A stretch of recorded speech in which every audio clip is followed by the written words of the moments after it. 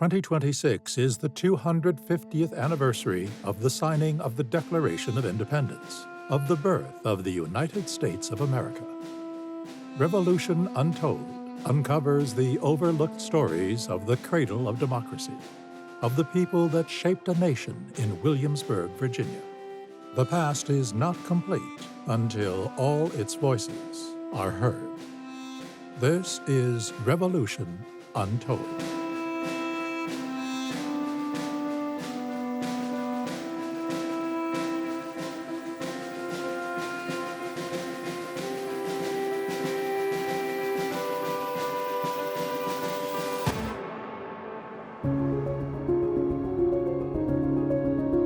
On October 24, 1771, the local Williamsburg newspaper, the Virginia Gazette, published the obituary for Mrs. Catherine Blaikley, an eminent midwife who, in the course of her practice, brought upwards of 3,000 children into the world. To have delivered 3,000 children during her time as a midwife is remarkable. Having been a midwife for nearly 4 decades, Catherine Blaikley must have delivered 1 or 2 babies per week, an incredible feat that demonstrates just how important and respected she was in Williamsburg. But my life was much more than just helping women deliver their children. My life was a story of knowledge, success, and, above all, independence. I was born in the 1690s in York County, Virginia, where I spent most of my life. In my 20s, I married William Blaikley, a wealthy man who owned land throughout the Virginia colony. Together, Mr. Blaikley and I had 5 children, 3 daughters and 2 sons, but sadly, neither of our sons survived childhood. So, when my husband, Mr. Blaikley, died in 1736, we had no adult sons to inherit his wealth. Instead, Mr. Blaikley left most of his wealth to me, including land in distant Powhatan and Brunswick counties, alongside property in Williamsburg. Now a wealthy and landed widow, I began to work tirelessly as a midwife, an occupation I held until my last breath. Midwives were vital in 18th century Virginia, providing essential medical care to the community. Midwifery was dominated by women in colonial America, and this profession gave colonial women a rare opportunity to earn a living independently. Women living in colonial America had several ways they could become midwives. They could watch and assist other midwives, learn under a male physician, attend lectures and dissections, and read books designed specifically to be used by women practicing midwifery. After completing their training, midwives could be called on for medical assistance for a number of issues. We midwives helped women in childbirth, but we also provided before and after birth care and helped others as needed too. As a midwife, I helped deliver a child nearly every week, while also using my knowledge to provide additional care for women. While I lived in Williamsburg and practiced as a midwife in the city throughout my career, I also helped women in neighboring rural areas.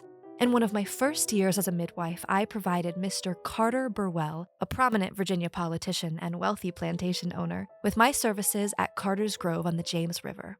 By providing my services to such a prominent family so early in my career, I ensured my practice would be successful and impactful, reaching women beyond the confines of the city. Catherine Blaikley was not just a midwife, she was also an active member of the local economy.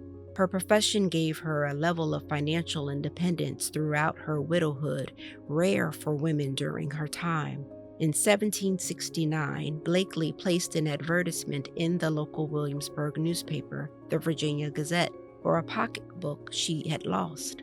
Though an upsetting inconvenience for Blaikley, her advertisement is useful for us to understand Blaikley's economic activities. Lost. A red Morocco pocketbook, containing about 7 or 8 pounds in paper money, chiefly in 40 and 20s, some silver and sundry receipts, and other papers and memorandums. The paper money was folded up in a piece of paper, which was a memorandum about some drugs. Whoever brings the book and its contents to me shall have 10 shillings reward. Catherine Blaikley. Blaikley's purchases and money in her pocketbook reveal her active role in the Williamsburg marketplace, but her economic independence extended well beyond her basic purchases. While midwifery gave me a steady income, I also independently managed the properties I inherited from my husband. A few years after my husband's death, I even decided to sell my inherited property in Brunswick County and helped oversee the sale of the land. Catherine Blaikley was an economically independent woman. She had her own occupation, played an active role in the Williamsburg economy, and managed her wealth and properties. But Blaikley also acted on her own behalf in her local legal system. In the spring of 1742, my brother, John Kaidyee, died.